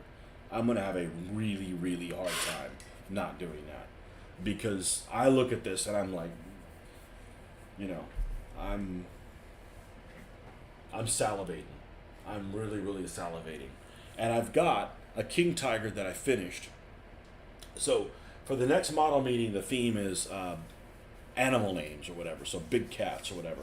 So I got a king tiger that's finished. I bought it from one of the members. They've probably been sitting on it for, I don't know, 4 decades or whatever. It's an Eschi kit. I've got a commander. Who's this guy right here? Is this Hessler? Yeah, we're going to make this Hessler looking dude. Well, this guy actually looks like he has a stick up his ass, which, might actually be appropriate. And we're going to use him as a commander, and we're probably going to do a king tiger. So I got about a month to figure out how to master a whitewash, because I'm going to do like a Battle of the Bull type of king tiger with whitewash. Now, it may end up being something light like this, like you just three color paint it, and then it's just like a quick, because I still want it to, I don't want it to be completely white. I want to be able to tell that it had some kind of camo on it. But I am definitely on the right track for, considering there's really no weathering on them yet. So yeah, anyhow, unbelievable. So to be continued. We'll see you guys soon on the next one, and I'm going to take a photo of this and leave you with that.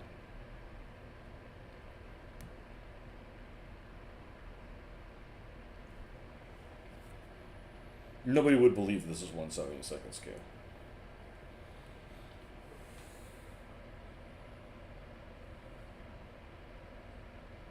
Just unbelievable. Unbelievable. So, anyhow, we'll see you guys on the next one. Thanks for stopping by.